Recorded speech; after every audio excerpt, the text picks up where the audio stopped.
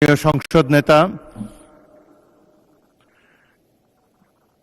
সংসদ নেতা, আপনি সংসদ কক্ষে প্রবেশ করার কিছুক্ষণ আগে এই সংসদের সকল সদস্য, সরকারি দল এবং বিরোধী দল থেকে বক্তব্যের মাধ্যমে একটি প্রস্তাব পাশ করেছে। আপনাকে ধন্যবাদ জানিয়ে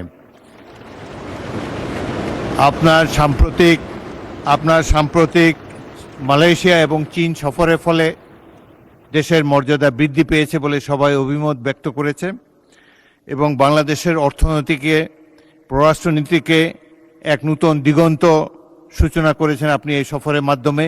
সেজন্য আপনাকে ধন্যবাদ জানাচ্ছি এই সংসদের পক্ষ থেকে। Welcome back to this parliament. বিসমিল্লাহির রহমানির রহিম। মাননীয় স্পিকার, যে বিষয়ের উপরে আমাকে ধন্যবাদ জানানো হয়েছে এই সংসদের পক্ষ থেকে, তার জন্য আমি আন্তরিকভাবে কৃতজ্ঞ এবং আন্তরিকভাবে সকল সদস্যকে ধন্যবাদ জানাচ্ছি। মাননীয় স্পিকার, এখানে মূল বিষয় এটি হচ্ছে যে বাংলাদেশের মানুষ আমাদেরকে দায়িত্ব দিয়েছে তাদের স্বার্থ দেখার জন্য। আমাদের দলের অবস্থান থেকে আমরা একটি স্লোগান ব্যবহার করি, সেটি হচ্ছে যে বাংলাদেশ ফার্স্ট বা বাংলাদেশ প্রথম।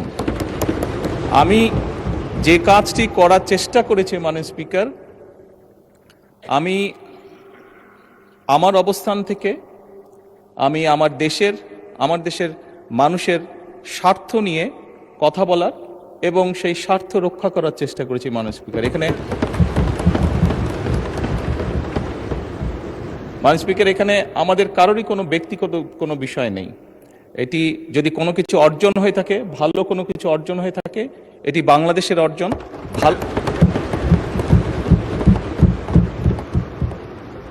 এই সফরের মাধ্যমে যদি দেশের মানুষের কোনো অর্জন হয়ে থাকে, সেটি এই দেশের মানুষের অর্জন মাননীয় স্পিকার।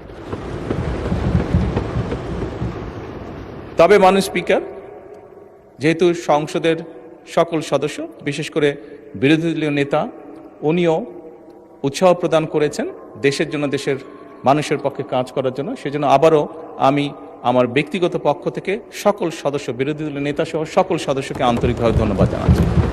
ধন্যবাদ। মাননীয়